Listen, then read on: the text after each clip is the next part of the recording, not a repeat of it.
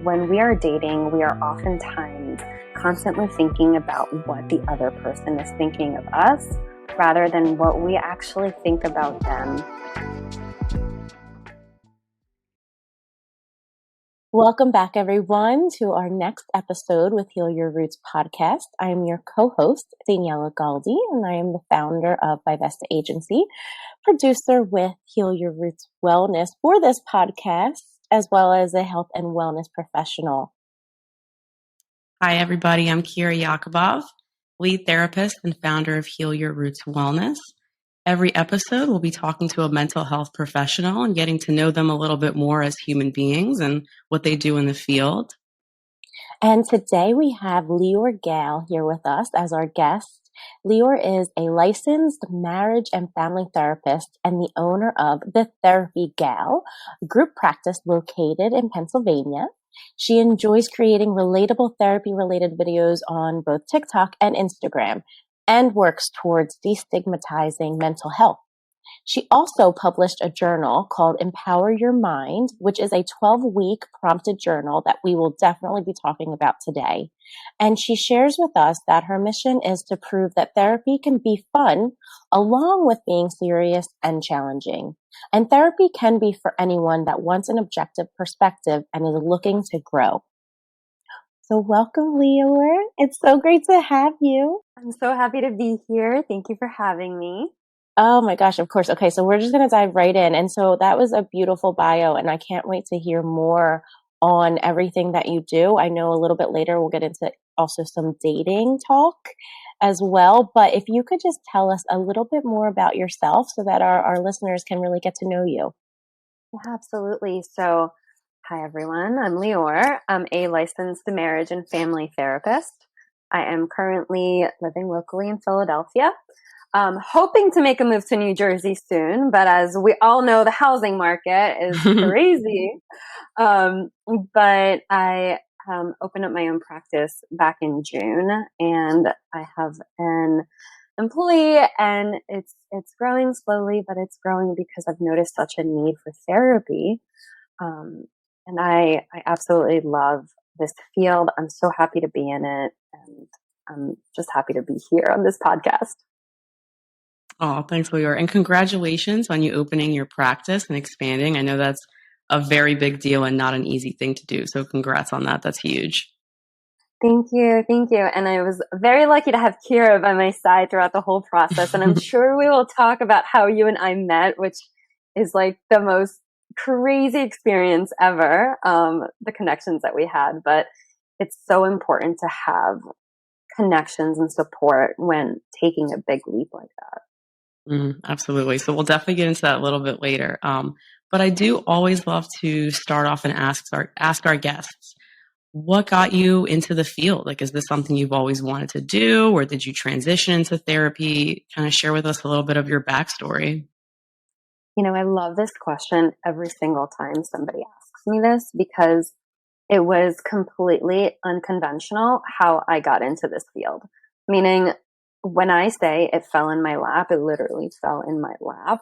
And I know that that's not the answer that most people want to hear, because a lot of people are like, I thought of this ever since I was 2 years old and I knew I wanted, and that wasn't me. I didn't know that this was for me until I was 25 years old. So I went to school for 4 years. I got a communications degree.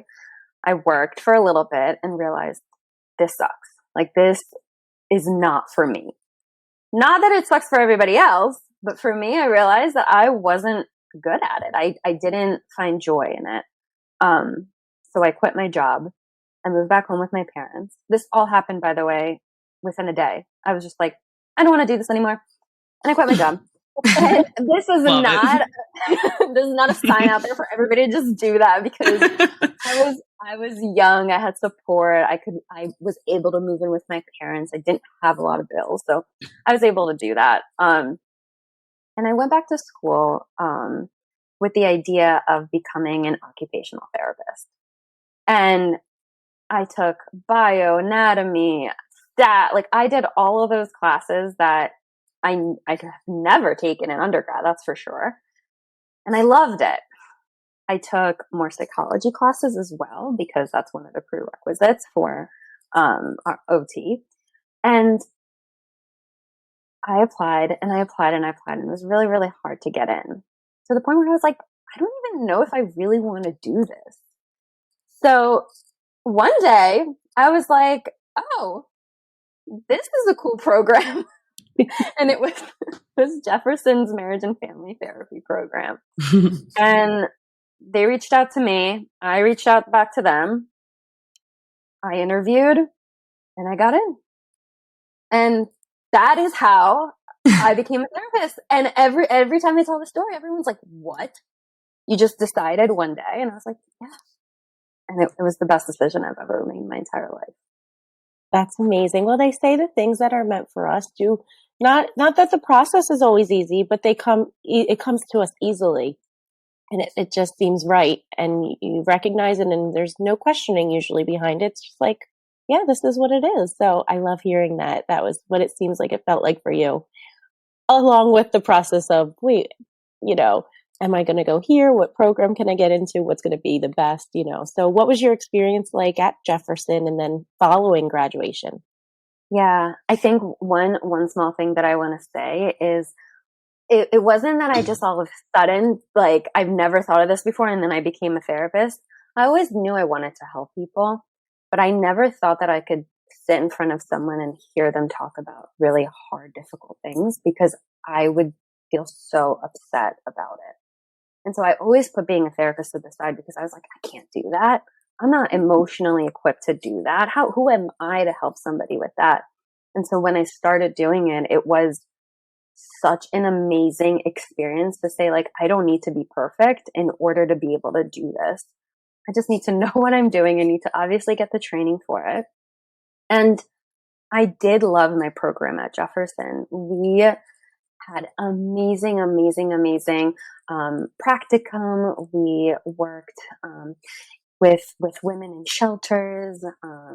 We worked with so many different types of people. And because I was in Philadelphia, I got to work with just everybody and everything. And it was in all different, capacities. And especially as a marriage and family therapist, I needed to get, a certain amount of hours of systemic experience, meaning couples and families. And I realized, like, wow, this is such incredible work and something that obviously everybody can benefit from it. But I really loved my experience in grad school. It was definitely a great time for me. I love that. And I love your original story of that wasn't even on the radar really in the beginning. Right. That was like very similar for me. I went to school for accounting. Like my idea was I'm going to be a CPA. And it's not because I had like this desire or love for math. Right. It was my parents were like, it was my junior year of high school. And I was like, Dad, I don't know what I want to be. And he's like, well, Eastern European background. Well, accounting is a stable job for a woman and you're like good at math. So just do that. I was like, all right, cool. And then I had my internship at a tax firm. And 1 week later, I came home crying and said, I hate my job. I hate all of this. And then slowly started to shift to psychology. And so I'm curious because I know you're also an immigrant and you have Eastern European roots. How did your parents take that when you told them you wanted to be a therapist? Oh my gosh, I remember. So first of all, I have a photographic memory, which I only found out recently when my clients are like, how do you remember what I did or wore or said in that session? I'm like, I think something's wrong with me. I don't know why. So nothing's wrong with me. I think I just have a photographic memory. So I remember when I didn't tell my parents about it until after my interview. And I remember if it was right after I even got accepted or it was just after the interview, but I remember walking to their bedroom. It was like 10 p.m. And this is at the time I was living with them because I had moved back. And I was waitressing and I was also nannying at the time. And I was like, I'm going to be a therapist now. So so I'm starting grad school in a moment. Cool. Yeah, cool. So my parents were like, oh, what? But then, so as Kira, as you just said, Eastern European, and my dad is Israeli. My dad doesn't have a lot of opinions, as my mom, of course, but my mom was like, "What?" And I was like, "But it's at Jefferson." And she's like, "Oh." That made the difference. That's a very good school. It's a good school for you. No, my mom's accent is not that Mine but is. So funny. I bet. Oh, I have perfected accents. It's like Oh yeah, my same. other the part of me. But my mom was like, okay, well, I guess it's Jefferson, so it must be some great program. And they were very skeptical. They were definitely very skeptical, but they were like, you're going to pay for it. Like, we're not paying for your school. And I was like, that's fair. That's fair. And I did it. And I think they took me seriously because I took out a lot of loans for that program. But they were like, you must be very serious about this. And I was like, yeah, I really am. And now they're like, holy crap. We can't believe we even doubted for a second that this would be your calling.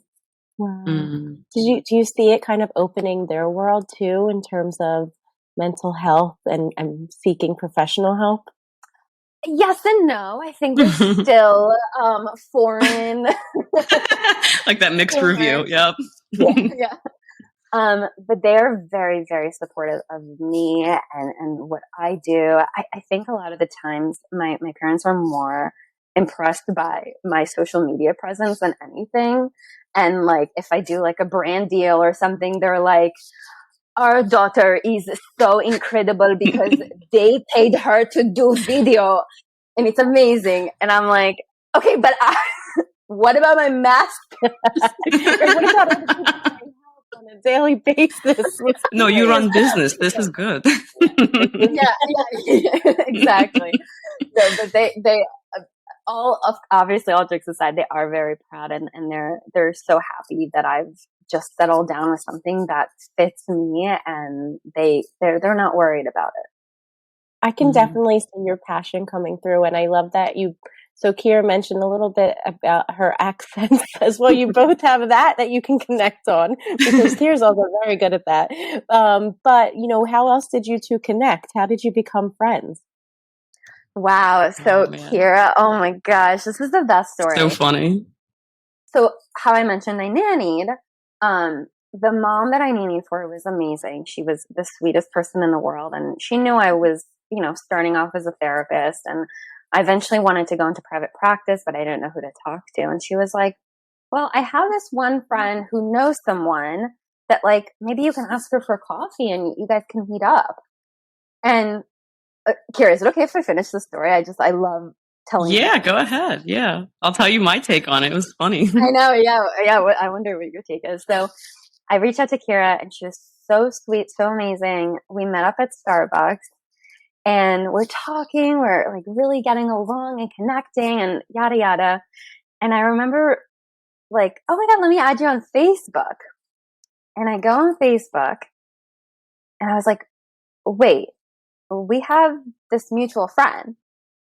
And Kira was like, oh, who is it? And I was like, can I say the name? Yeah. Can I say the name absolutely. on there? I was like, Iran. I know Iran. And she was like, that's my fiance. How do you know him? And I was like, no. I was like, here we go. No, I'm kidding. I was like, no, Iran's parents were best friends with my parents growing up, and I was best friends with his sister growing up. And I was like, wait, you're dating him? That's so crazy. So we had this like crazy connection where I was like, I cannot believe you're about to get married to Iran, who was like basically a part of my entire childhood leading up to until I think he went to college. And then, people go apart, but it was crazy. Yeah, that was so fun. I remember I walked in and I sat down. You were looking at me and you were like, you look so familiar. I feel like we've met before. And I was like, no, I'm really good with faces. I've never seen you or met you before. I would know. And you're like, okay. And then that's when it came up. You're like, I knew I saw your face somewhere. And it was on Facebook from Iran's page. So yeah, that's been funny. But we've connected and we've stayed in touch since then. just, I mean, we're colleagues in the field, right? And Leeor's killing it. I mean, you're doing a phenomenal job. And like, I love watching your growth from the beginning process to now because it's been incredible. And like, you hustle and you've been killing it. And I saw your journal. I was like, that's inspiration. Like, I want to start a journal and like do that too. So, I mean, I think everything you've been doing is really fabulous. And I'm so proud of you. Oh, thank you. Thank you. I feel like if anybody ever doubts me at any point in my life, I have this like weird thing where I'm like, well, you know what? I guess I'm going to have to prove you wrong. So I'll do everything I can to do that. I am raising my hand to that because I feel that. I'm like, oh, you just said no, darn. Now I'm going to have to do it. Okay. Here we go. Right? Yeah, exactly. Exactly. So that's probably something I need to work on. But not stuff done. Serve me There you well. go. Can you tell us more about the journal? Yeah. So the reason behind the journal or the motivation behind the journal is I would have session after session with my clients, just either struggling to, process more of what we talk about in therapy during the week, or sometimes even think about topics to talk about, or say like, I'm good, but then we find that there's a lot of things below the surface. And so I thought, instead of me just telling somebody, journal at night, whatever comes up, because a lot of people really do struggle with that. I was like, what if I prompted people? What if I created a journal that not only allows you to include gratitude, include, how you self-care, which the journal also explains and has inside of it. But also I divided each week to a different theme.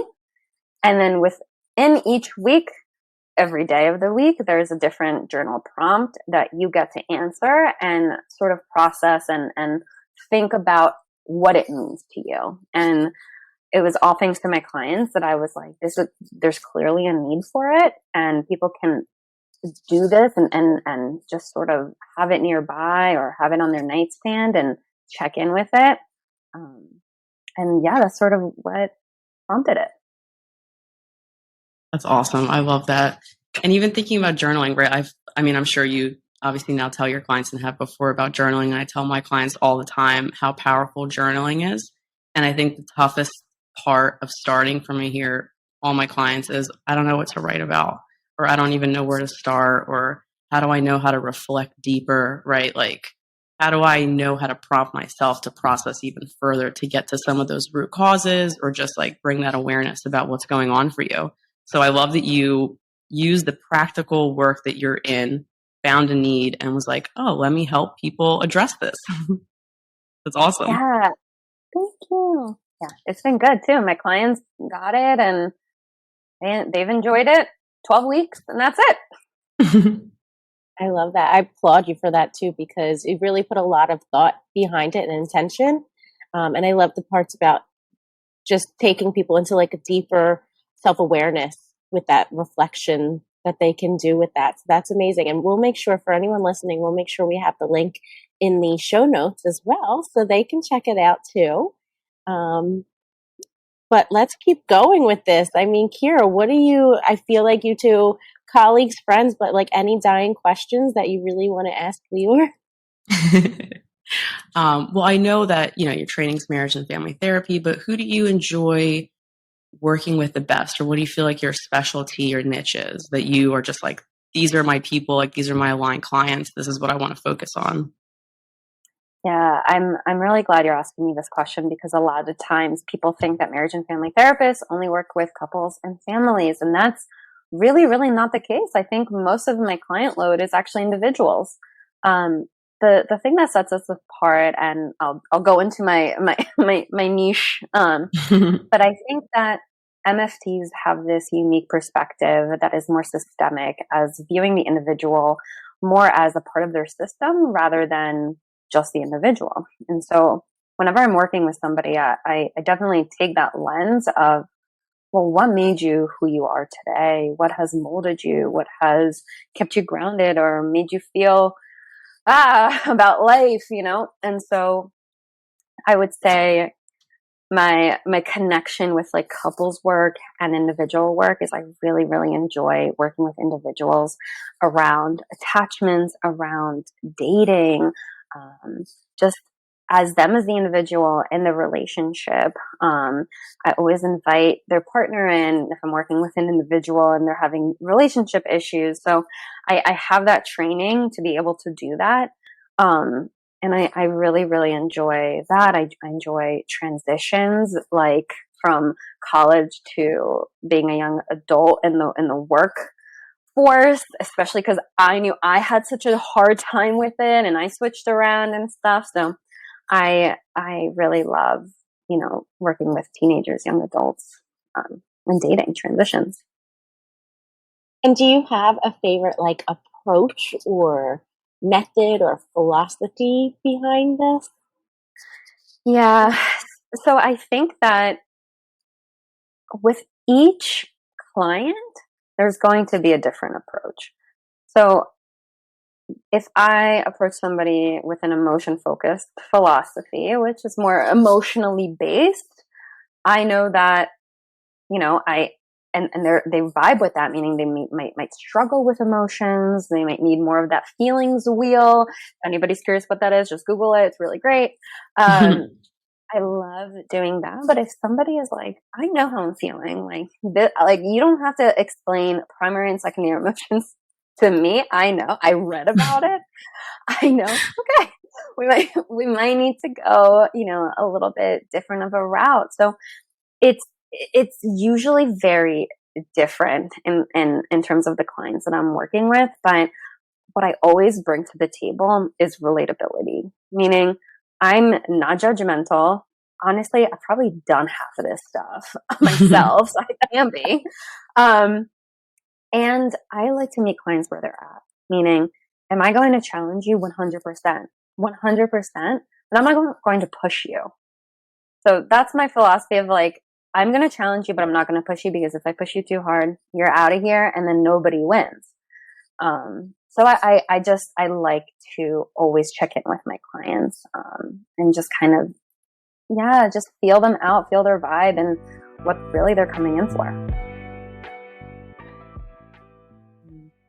I love that. We have such a similar approach and background. And of course, like the training with being a marriage and family therapist is that relationships are so crucial to our growth and the fulfillment of our life. And I think sometimes it's hard because, especially with dating, right? There's so many myths and like cliches, like you have to be whole, you have to love yourself before you can date somebody else, and to degrees, right? Like there's a lot of different approaches to take with dating, and having relationships be a huge part of the work that we do in those attachments. What do you feel like is a pretty common issue that comes up for your clients around dating? Oh, I feel like it's always about the games. Everybody feels like everybody plays games. And the more I think about it, the more I wonder if it's games, or if it's boundaries, or if it's an avoidant attachment versus a anxious attachment. I'm always noticing everybody being annoyed by games, but also playing the games themselves. And I don't have, I wish I had like a lens to look at everybody and how everybody is, but I obviously don't have that. But I'm very intrigued by that, because I hear it over and over and over again.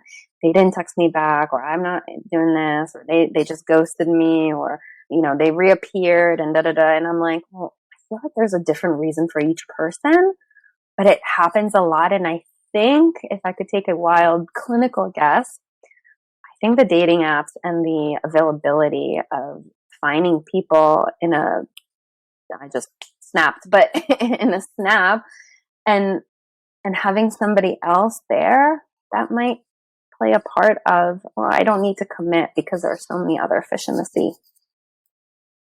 Y'all, I am over here taking notes. trying to hold in my laughter, so I'll share with everyone. Kira is, Kira knows all of this, but I came into this episode a little nervous because I came from a relationship of 12 years and have been single for 6 months now, and finally feel like okay, I could hang out with someone. We won't go for calling it a date yet, but I could hang out with someone. And so, when I hear you say all these things, I'm over here nodding my head like, yep, I don't want to play the games, but here I am like, oh, let me post this because maybe that'll get a response. Or, I haven't tried the apps yet, but it's very hard to not internalize everything from somebody else's behavior, right? Because I feel like this is like a very vulnerable time. So do either of you have any thoughts on that?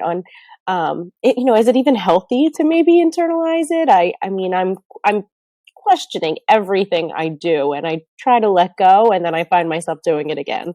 So, what do you two think on that? I think my favorite response to that question is when we are dating, we are oftentimes constantly thinking about what the other person is thinking of us rather than what we actually think about them. So there is a phenomenon, of course, where we want to be liked by others. We want to be, whether it's chased or favored or wanted, that we lose sight of, do I even want them? And going into these situations, whether it's a date or whether it's the apps or whether it's talking to someone, whatever, going into it like, well, how does this person actually make me feel? Because if they're making me feel like I have to go upside down, backwards, through loops just to talk to them or get their attention, maybe they're not the right person for me.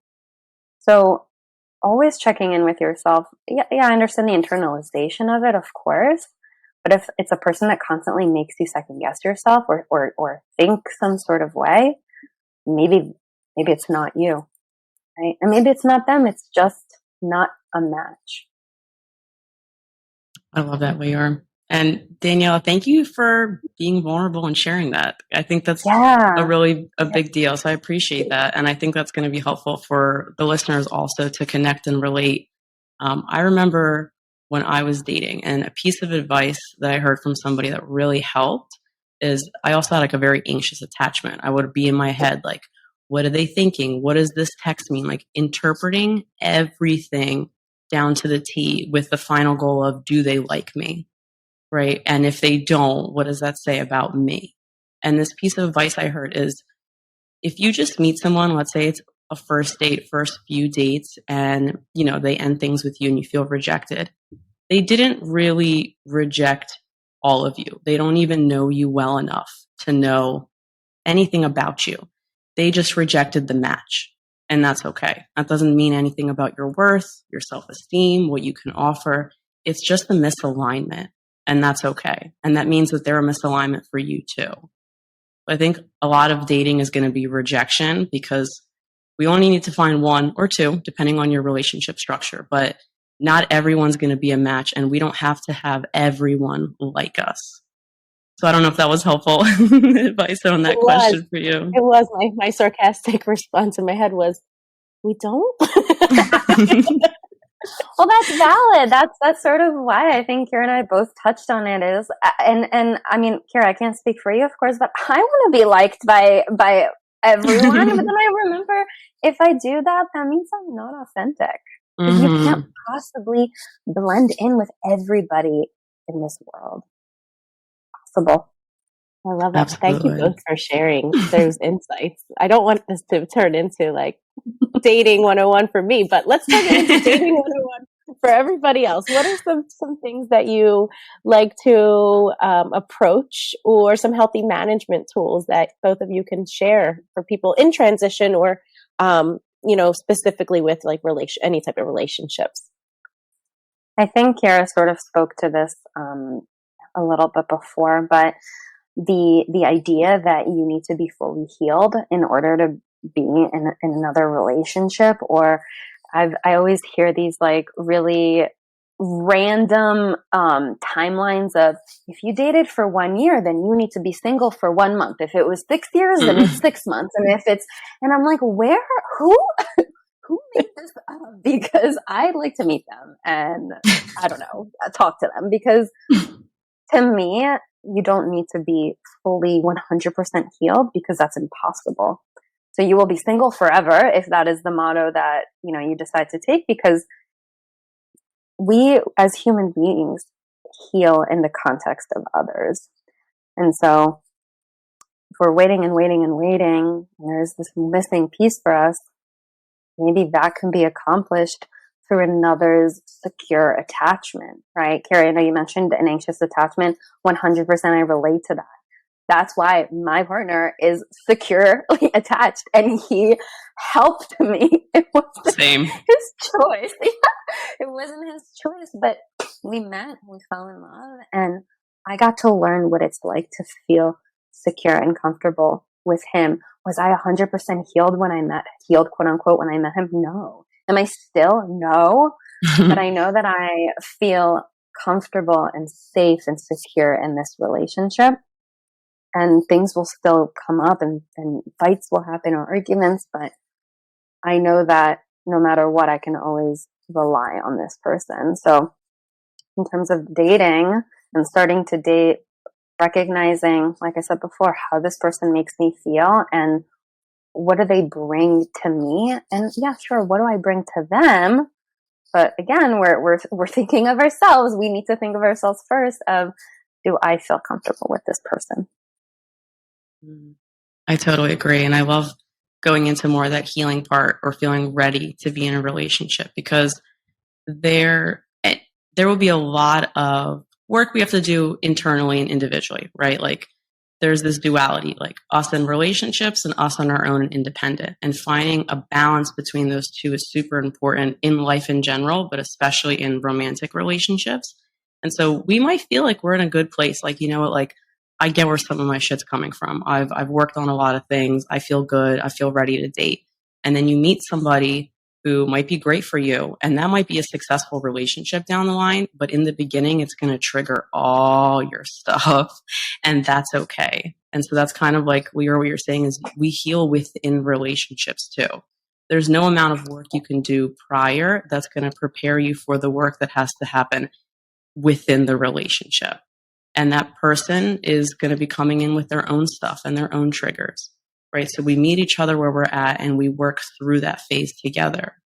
And something I love to work on with my individual clients who are like, you know what, I'm ready to date, or they're dating, is creating a morals and values list for themselves, about themselves. Not necessarily about the person they're looking for, which is helpful down the line sometimes, but more importantly, like, what are your values? Like, what's important in your life that you need, that you just know you need, that is like a non-negotiable, that you know is going to be fulfilling for you, right? It's like, for example, I really need mental stimulation and I need a lot of physical touch. And I knew, like, if those two things are missing, no matter how attracted I was, no matter how, like, whatever it is on paper, they look great, it's not going to be a good fit for me, because down the line, it's just not going to be fulfilling.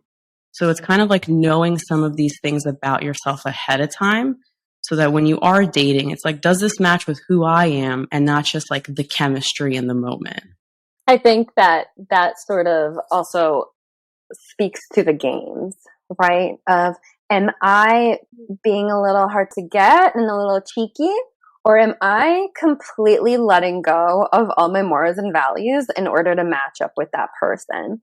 Right? Like, oh, I don't need a text back, but really you do need somebody to check in with you. You need somebody to check in with you. And that's okay. I'm sure there are other people out there that probably feel the same way.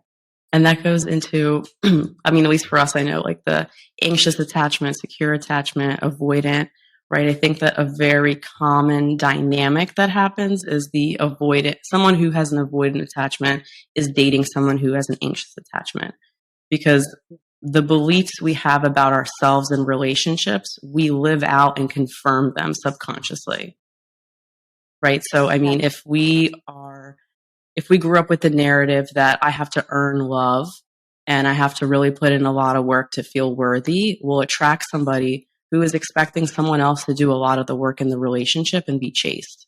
And that confirms that belief over and over again. But guess what? It also confirms the belief that when someone comes too close, I need to pull away and I have to chase, chase, chase, right? Like we just keep getting stuck in this cycle. Yeah. So I think for you, Leeor, what do you do when you see this kind of in your clients, whether it's in couples work, which is a lot more interesting, or in individual work when you just have the one person with you? Yeah, so I think the clinical term to this is the intimacy dance of the pursuer and the distancer. And I believe that also comes from emotionally focused couples therapy. Mm-hmm. So it's definitely something that I oftentimes see. And I think what is a great tool or coping skill for this is to, first of all, if you're in therapy, for the therapist to call it out, right? Like, hey, I'm noticing this. What? Please explain to me why this is, what's causing this to happen, where this is coming from. And typically when we understand what has caused our attachment or what is allowing us to lean in more towards whether being anxious, avoidant, insecure, whatever, disorganized, we can understand how to heal it. And so for me, it's number one baseline foundation is, like I said before, what has made you who you are today? And attachment styles are oftentimes created in childhood, but they're not necessarily just in a broken attachment or unhealed attachment with the caregiver, but rather you can have a secure attachment with your friends and an anxious attachment with a partner and an avoidant attachment with parents. It's what has affected you. How were you morphed and how people in your life reacted to you growing up. So that is my number one technique to understanding and healing attachment wounds, especially in couples if I'm doing couples therapy, and helping the other person understand each other and sort of just literally drawing it out and explaining this is what's happening. But I don't know, Kira, if you have a different method, I'd love to hear that. Yeah, I mean, that's pretty spot on, right? Like we take a lot of time to explore, those beginning relationships and attachments. And I love that you mentioned your attachment is, first of all, it's not stagnant. It's not something that's like stuck on you for the rest of your life. And it looks different within different relationships, right? So I had a lot of secure attachments with my friendships. I could trust that they'll show up for me. I could trust to be myself and share my emotions, right? Like if I texted them a lot, they knew, like I didn't feel like I'm being needy because they needed the same amount of attention as I did. Or if they didn't, we just knew and there wasn't a judgment, right? But when you're starting to date, that attachment can look really different. So I think understanding what the emotions are that are coming up for you, what are the beliefs that you have around yourself and other people, and trying to kind of challenge those and poke at the flaws in the thinking, right? Because these are narratives that have just been conditioned, but they don't have to necessarily be true. And accepting that, like, if you have these particular amounts of needs, like, that's okay. It might seem needy to someone who, A, doesn't have the same amount of needs in that capacity, or they're just not willing to provide it. And that's okay, but it doesn't mean that you're needy. It just means your needs are going unmet. So I Exactly. think Yeah, that's an important differentiation. right. You're not needy. You just have needs. Period. I love that. And I feel like we need to put that out into the world. You're not needy. You have needs. And it's a very real thing, right? It's a real thing, not anything we should feel shame or guilt for.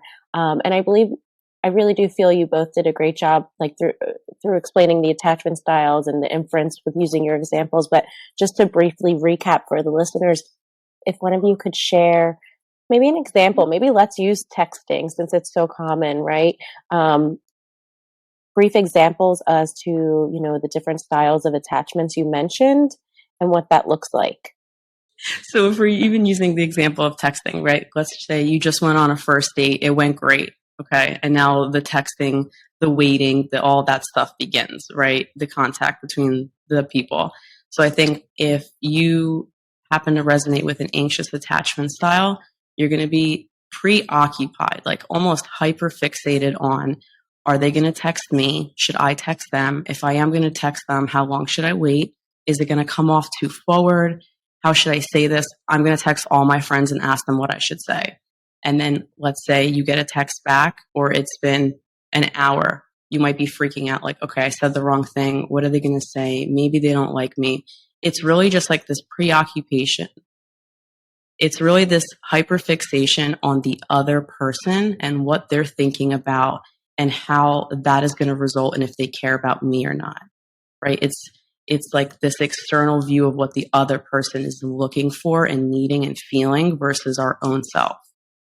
Whereas let's say you might resonate with an avoidant attachment style in dating, it might look like, I can go all day. Yeah, that person was really cool. I really enjoyed their energy, but like, I don't need to talk to them today. I'm going to do my own thing. I'm going to, focus on my work, hang out with my friends. Oh yeah, they popped into my head. Let me shoot them a text and say, hey. And they might start texting you back immediately. Like you just said, hey, and they text you back like, hey, what's going on? When do you want to hang out again? You might feel like, oh, that's like a little much. Maybe they're kind of clingy. Maybe I should take a step back. But I did like them. But let me just take a step back to like let them know to chill. And if you have a secure attachment, you're probably not thinking of any of those things. You're like, I really enjoyed my time with them yesterday. I want to let them know I had fun. I'm going to see when they're free again. And I text them and I go on about my business. And then when they reach back out to me, it's like, awesome. We're on the same page. Let's meet up.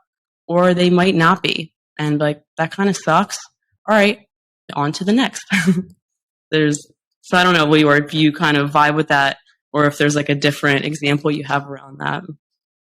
No, I fully agree with everything that you just said. And I think what's happening with either anxious or avoidant attachment is there's a lot of unspoken things that we assume the other person should know. Meaning, I'm not going to, from the avoidance standpoint of, I'm not going to respond so that they know to chill. I'm not saying that. I'm doing that with my actions. And instead of that being conveyed to the person that is anxiously attached of, well, okay, maybe we need to like chill a little bit. They're like, they hate me. I have to make them love me now. So I'm going to pursue them more. And it's not on purpose. And it's not, and look, I'm speaking from an anxious perspective because I was definitely that. It's not out of malice. And that's the thing, both parties, it's not out of malintent. It is just this like non-communicative communication that does not work. It just doesn't. We have to communicate always. Wow, so interesting. So we're aiming for secure attachment. So secure attachment can be built, right? Like I said earlier, it's not something that's stuck on you. And I think it becomes easier to build that when you find someone who does have a secure attachment or is at least working towards that or has moved through their own stuff or at least is aware of what they're coming in the relationship with and can experience and share that with you. Right? Like I also had a very anxious attachment and I still do sometimes, right? Like there's still remnants that come up and trigger me every now and then. But when I met my now husband back then, like he had a pretty secure attachment. And like that was probably the hardest relationship to start because I was like on guard. I was looking out like, oh, he's saying all these nice things. He must be lying or he must be trying to put the charm on me. I'm going to wait, right? All these things. I think that one is the toughest relationship after having so many bad experiences, the healthy one, because now we're expecting it. And the other person's like, no, I'm just here. I just really like you. I just really enjoy your company. There's nothing extra you have to do. You don't have to earn my love in any way, right? Like it has to be reciprocal, in that way, but it's not games.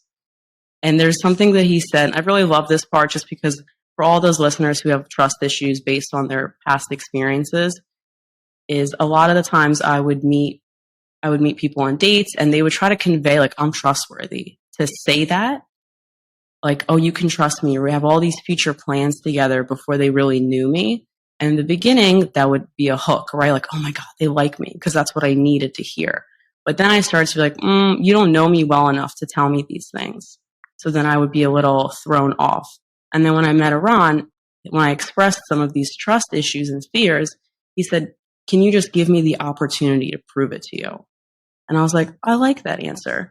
That's a good answer. Okay. I'll give you the opportunity. You're not trying to tell me that I can trust you. You're not trying to put the charm on. You just want an opportunity.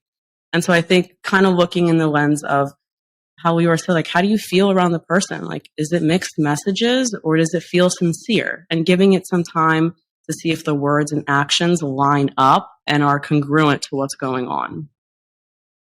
I think here what you're describing too is what is now termed as love bombing, right? Yeah. I just met you, but you are the most amazing, awesome person. We're going to get married and have all these kids and a life. And you're like, okay, like it's been one date, but all right. And then it doesn't, they don't show up in that way anymore. And so for whatever reason that is, you're right. Like allowing somebody and us ourselves as well of proving our loyalty and our trustworthiness to someone. It's a whole part of the process of dating.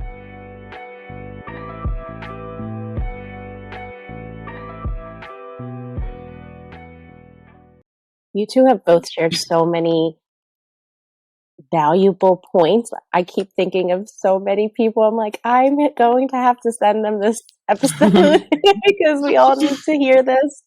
And it's amazing to hear that there's ease with what you both say. I have to be honest, coming from this perspective of now, newly going into dating world, and I'm definitely going to say that I have an anxious attachment style, but okay. So going into it all, it brings me ease, and hopefully ease for other people hearing that, therapists such as yourselves can help work through this with somebody to just get them back to what I'm hearing is their own needs, right? Their needs, and being straightforward and as honest as possible, and building the practice and the courage to express those needs and express any type of communication.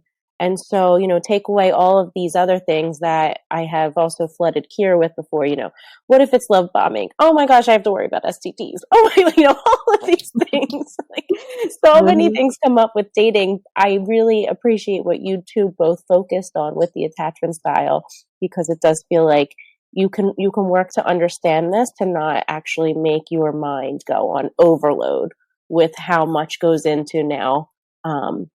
Just simply finding out if you like the person's company. Like, to me, that's the main thing. It's like, you want to know your needs, and first and foremost, do we have those in common? Do you understand that? It's, I'm blabbering a little bit now, but it does bring me a lot of ease. I'm actually really glad that you brought up sexually transmitted infections. I think that is a huge taboo topic that people are so afraid to bring up. So when we're dating and we are sexually active with somebody, it is more than appropriate not only to ask them if they have been tested, but to tell them to get tested before being intimate with you. It's not worth going through the hassle of things when it could just be a very simple conversation, whether you guys go together or separate, and send each other pictures of the negative test. And if it's positive, thank goodness we checked it out. But having those hard conversations too when you're dating, to protect yourself, your body, your mind, that is more than appropriate as well.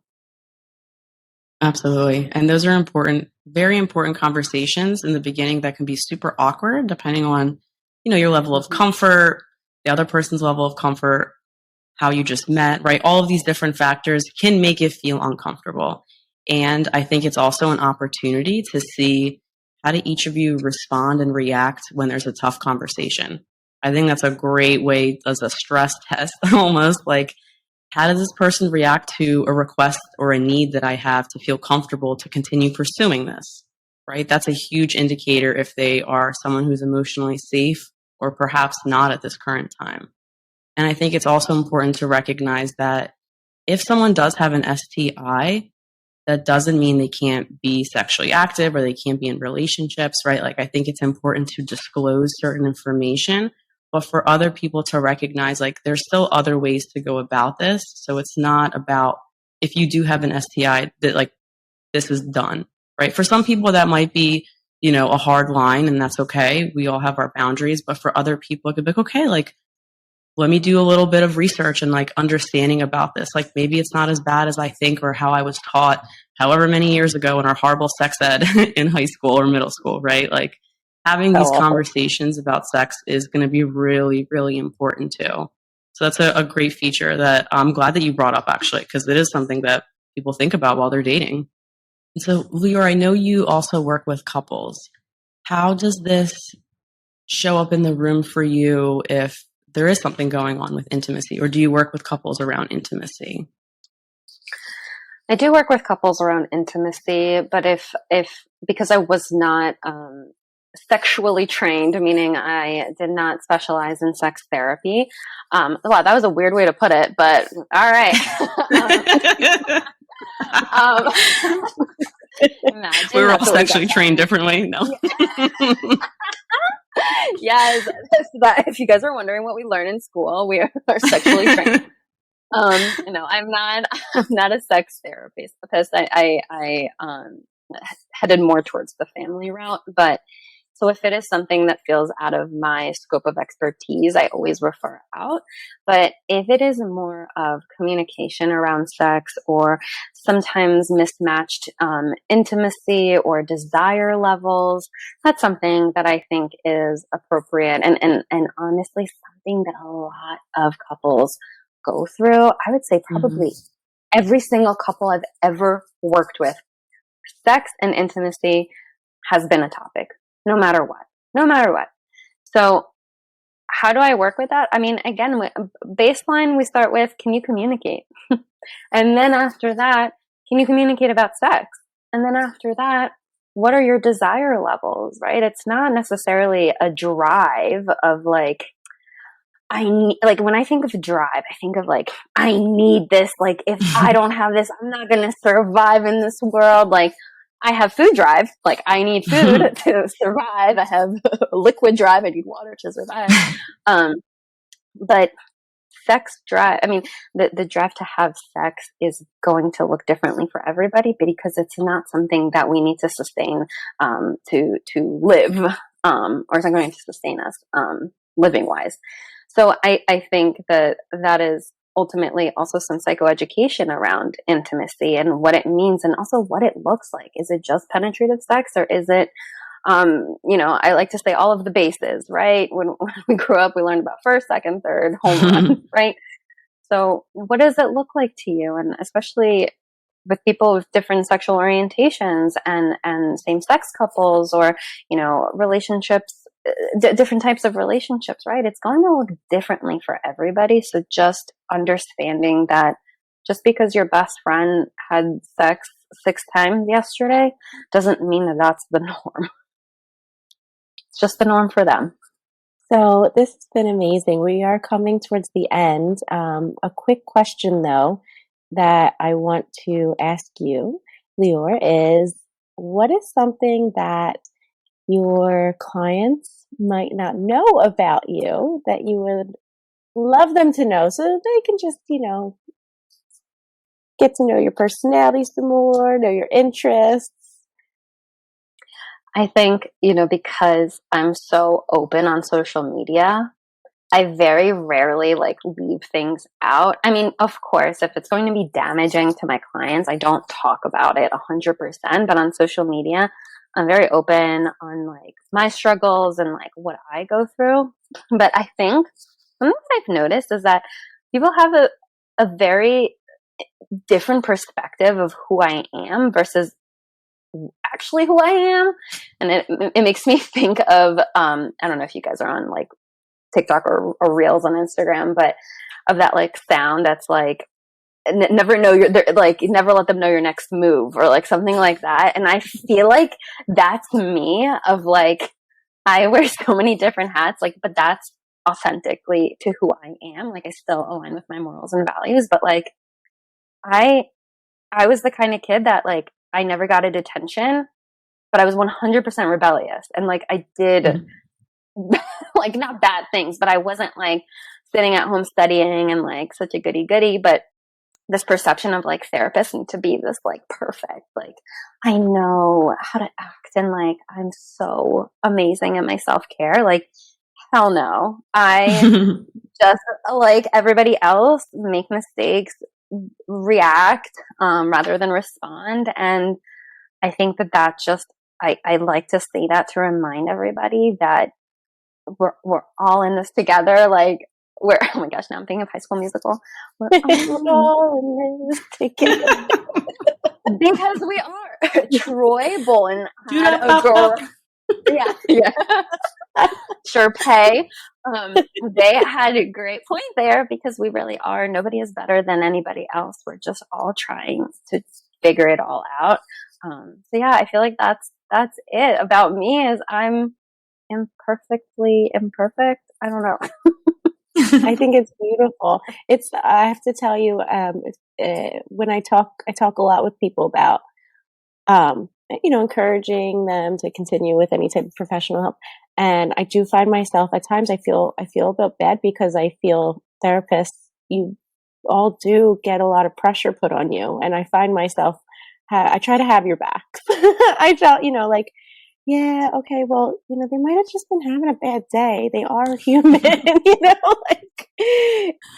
off some slack. So I'm glad that you shared that with everyone of like that realness. So thank you for sharing that realness about, there's times that, you both are human, although you both, I'm assuming, do amazing work, although I'm not one of your clients, but you have that, and there's those imperfections, and you're working through it with us too.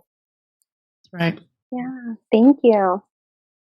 Leeor, thank you so much for being on today. I didn't even realize the time went by because I feel like we could have just kept talking about a million other things. I did want to mention real quick about you because I know that you just expanded to another state, another physical location. So if you want to share with the listeners how they can reach you and where you're providing your incredible services at.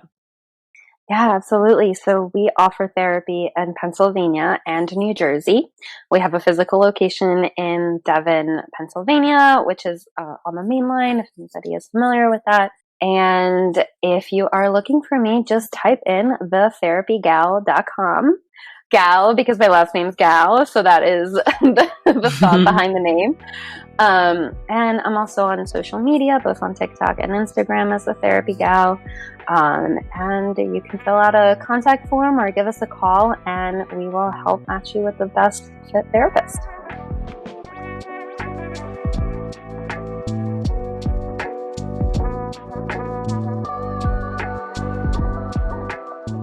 This is a Bivesta production.